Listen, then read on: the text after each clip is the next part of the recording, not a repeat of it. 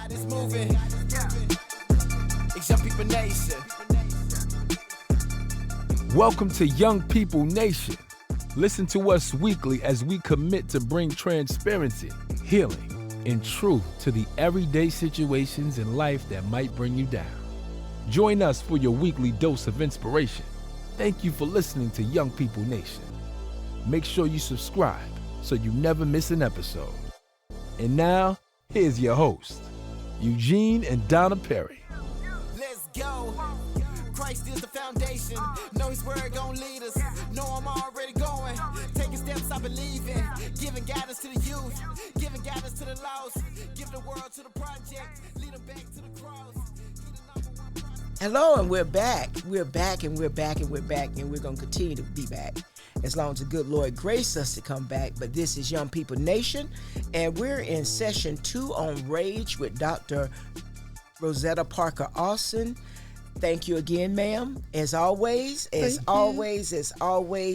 And we're going to be talking about the horror of a person turning to rage. Let's talk about that. What's the horror of a person turning to rage? Besides the emotional effect, there is a lot of physical damage that's caused when a person's engaged in rage. Because the adrenaline and the cortisol that's in a person's body, the time it takes from a person to recover from rage and anger. Because you got your blood pressure issues, you've got heart regulation issues, you've got just the different things that's going on physiologically. If a person stays in anger mode or rage mode, sometimes you'll see a person get so mad they have a heart attack. Jesus. Because that uncontrolled rage is kicking in. You know, we have hormones and endorphins. We have things going on physiologically, not just emotionally. I mentioned in a previous podcast that it takes 30 minutes from a person to even begin, a body physically, to even begin to recover from an anger incident or a rage incident. My goodness. And so if you think, okay, a person just got angry, they left, their body is still dealing with the the effects of what happened. My goodness. Wow. I know we had an incident in Hawaii. This young man, he was on extra duty, and he just bought a car. And so he got real angry, and he said, "Sergeant, I need a break." And he walked outside with a sledgehammer, and he demolished his car with a sledgehammer. And that rage, that anger, that's a same person. I just bought the car. Why would I destroy it? And matter of fact, he beat the whole car down to a wreck with that sledgehammer. You know. And that's what happens when a person becomes accustomed to living in toxic environments or toxic mentalities that they have rehearsed over and over. And like you mentioned, the sledgehammer, that's kind of a good caveat to the rage room. If a person has anger management issues or rage issues, rage room is not your friend, because it teaches that that's acceptable behavior to have an outlet to just be aggressive. And if you already have a short mental pathway that says I respond in anger, going and reinforcing, saying, oh yeah, we respond in anger. That's where we demolish a car. That's not healthy. And a rage room, they started back in 2008, but they're just really catching on here in the United States. But if we could teach that rage rooms are okay if you're using it as a stress reliever or something in that terms, or if it's just the activity you want to participate in. Right. But if you're using it because you were like, oh, I got anger issues or I have rage issues and I want to use that as an outlet to help me control, that's negative reinforcement. That is not a good idea. I agree 100%, because in instances like that, you usually can't get to the rage room. You find your wall. That. Yes. You find your wall. Yes. You find your door. You find a broken disc. You just got to throw it. You just got to demolish it. and so forth. And that's why we have a lot of domestic violence, because you have men or women, because women are just as capable of domestic violence as men. And they're taught to use their hands in aggression. And that's a learned behavior. Wow. So that rage room should not be a substitute for getting the proper help you need. Correct. Because it's just like what my husband just said. Suppose you can't get to the rage room, then that's sad, that because about the domestic violence, that that's where you see where even children have been the subject of abuse because that person is dealing with so much inner anger and rage. Exactly. And remember, we talked about how anger and rage are learned pathways, and it's like brain pathways. Well, think about a domestic violence situation. If you're creating that atmosphere for children, even though, let's say, mama or daddy may just be hitting mama and daddy, what we're teaching the children is, as they grow up, that this is acceptable behavior. So when you get mad and you become an adult, you use your hands and your fists or your weapons as well. And so we have to just look at domestic violence is not just about mommy and daddy. It's about, what are we teaching that next generation? Are we teaching them that learned behavior is acceptable? Yes. Is that an open path to like these school shootings now from that?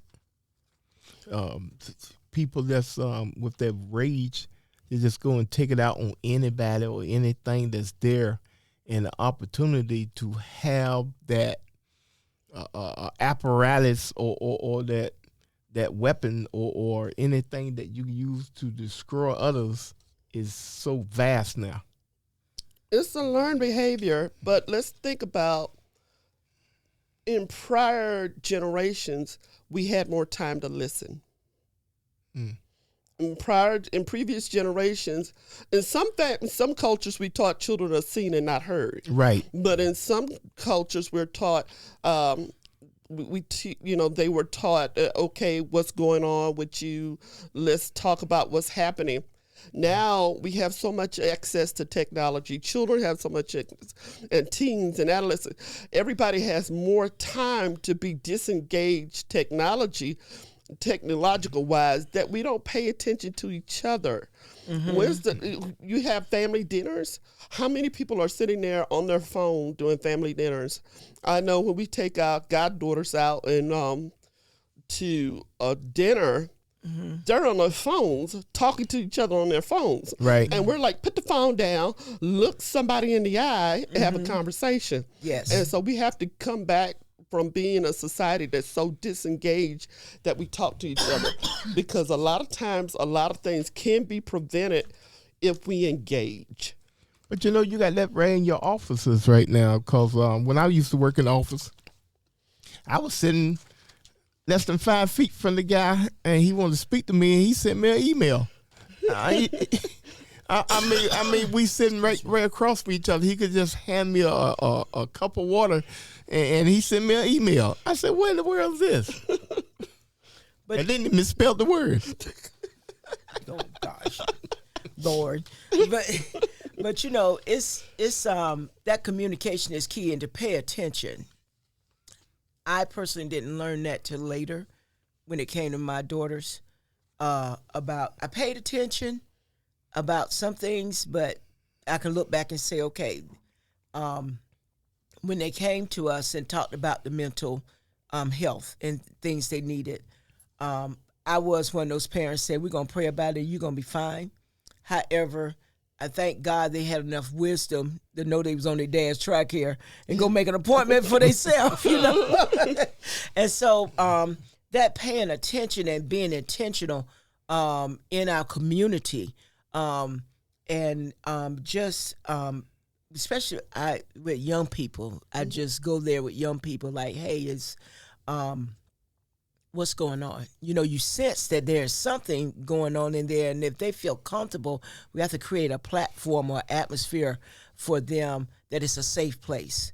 That's it right there, creating that safe place and making sure that we as individuals are safe places for people to come and tell whatever's on their heart, whatever concerns, whatever the issues are.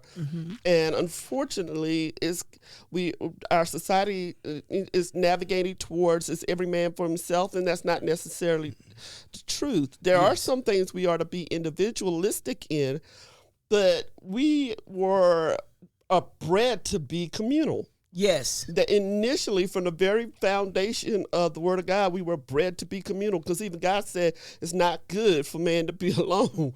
Correct. So if we go with just that principle, that it's not good for a person to be alone, we'll maybe perhaps begin to change our perspective. Yes. And engage, especially with our young people. I had to teach, I have a bad habit of being very, very busy. And so I had to watch out. and so I had to teach the goddaughters early in, if you need me, say something. And I don't care how busy I am, if they reach out to me, I stop. Yes. Because I never want them to feel like they're not heard. And because we make our children feel like they're not heard long enough, then what are they meditating on? It comes back to, what are they feeding? Yes. That's why we see our children go off the gangs, because they're heard. Yes. They're listened to. They're valued. Yes. As a member of the gang. And we're like, well, they need to do something about the gangs. We could do something about the gangs if we start listening to our kids. Absolutely. Absolutely. And also, it's like they're looking for a form of acceptance or someone just to listen. Exactly. And not, I'm not asking you for your advice. I'm just needing to share what's going on within me. We all need somebody to just listen. Yes. And I think if we can just get to that place as a society that it's not necessarily, like you said, we have to have the answer. Sometimes I just need somebody to talk to who is not looking at my title, who's not looking at my position, but just wants to hear me. Yes, because some of our higher officials, they've killed themselves. And no one, I'm not sure of all the situations because I wasn't there, but apparently there was opportunities that was missed that could have helped that person before they got to the place, well, I'm just going to end it. You understand? Because I can't deal with what's really going on within me. And that's twofold.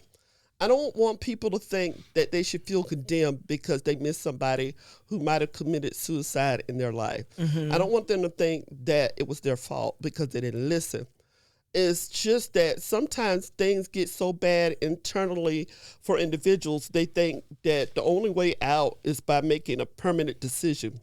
Yes. And I try to tell clients all the time, don't make a permanent decision based on a temporary situations. Today is today, but tomorrow can be better. And even if tomorrow's worse, the next day might be better. Don't make a permanent decision to check out, because some people, they're dealing with those inner traumas or those inner demons, and they think the only way to control me from acting out is to check out. And there's so many other opportunities, so many things that can be done that does not have to result in checking out. Yes. I on my job in the early 90s, I had an experience with a coworker who smiled all the time. We talked about God, and everything, and she didn't come to work that next morning, which was totally off of her norm. And come to find out, she ended it. And it was like, wow, the mask that was put on, actually, she, after talking with her sisters and stuff, there was a whole situation going on in her life. And that's like that silent rage you were talking about, or Yes. the silent anger. Sometimes anger is not directed outwardly. Sometimes anger is directed inwardly. People are generally unhappy and angry at themselves for whatever the case may be. Yes. I know in instances like that, it's almost impossible to tell, because I was overseas with her husband. And matter of fact, sitting in the same room when he called her, and we'll get ready to go back to the field, in and out of the field, and he won't fool around nobody. I was sitting right beside him, and she was accusing him of cheating, and I just happened to be sitting there, and everything, and I didn't see anything, any indicator, like somebody walk around with a big check on their head. All right, you cheating or doing something. but those signs are hard to recognize. It's almost impossible to get a feel of what the norm is. If you're not an expert in those areas or been trained, it seems like another day at the ranch. Everything's normal. You will never know. But see, I think we can all be trained. Yes. You don't necessarily have to be an expert in the field of mental health if we just engage. Yes. Mm-hmm. Yes. Yes. That is so true. And pay attention. Yeah, you understand. Be Intentional. yes, and not just. I'm learning as I get older to listen more. You understand? Not do so much talking or be a subject expert in a situation, but I'm just learning to listen more. And so I believe that we're able to be effective with our listening. I'll give you a good example. I was at a event, and there was a young man, and it was obvious that he was there to do some damage. I just walked up to him and told him that you are a mighty man of God. And he just kind of looked at me, and I said, is everything okay? And do you need somebody to talk to? That was it. Wow. He left. Security came up to me and said, are you crazy? You realize he was packing? I realized that. Now, am I saying go do that for everybody? No. That's not what I'm saying. But he just needed somebody to know. He just needed to know somebody saw him. Yes. Talk about the edge. And that was it. Oh yeah, it's always instances like that. God will have you go to in situations, and you make that difference. You make the difference by being or obedient to the word of God as He leads you. And the big trick in that is know whether or not it's God or self. Exactly. Yeah. If you get beat up, it will definitely self. God, you're so funny. What's some of the techniques to control rage? Some of the techniques to control rage, I like breathing exercises because it's easy. You don't have to have any special tools. You just breathe.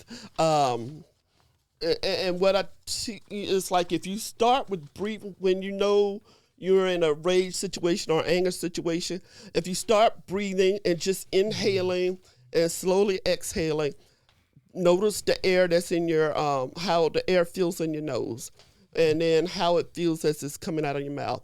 Then deep breathe in from your chest, and notice how the air is feeling going in your chest and out your chest. Same thing with your, do it for your abdomen, and then do the deep breathing in from your legs, in from your feet. Blow it out and see how that feels. And by that time, you have trained your neural pathways to shift from rage to anger to your breathing processes. Oh, that's interesting. I got to practice that one. And we call that some people call it mindfulness. Some people call it breathing exercises. Or it's like, have you ever watched the cartoons and you see that little spiral that comes up when another character hits another character? Yes. Okay, so what you could do is in a rage situation to see that spiral, take your finger and just start drawing the spiral in the air. Okay. And then that is, and it's like, don't hit anybody with the spiral, but just think about the spiral. And what that is doing is training and shifting your focus again. A lot of mental, natural ways to be able to bring yourself back into what your reality is. Or you could ask yourself, is this a good idea? Yes. What's the consequences if I make this decision? Yes, because you don't choose them consequences. And am I prepared to live with the outcome? By the time you answer all those three questions, Come on back. Yeah.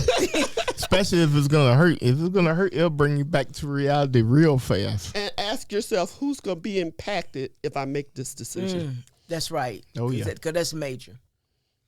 Okay, well, wow. And I I want to say this. People do. I hear journaling a lot for our young people, Yes. and meditating and praying, and most importantly, find a good counselor or a therapist. That's so important. And that's just, sometimes it could just be if you're in a church or you're in a synagogue or a temple or hall, find whatever clergy person that you are listening to and that has an impact in your life, and sit down and have some sessions, some one-on-one discussions. Or if you want to go out to a clinician, which is a mental health counselor or licensed clinical social worker, or just find one of those. You can go on many different organizations. You can actually Google it online, mental health therapists, and there's places like Talkspace, Better Health.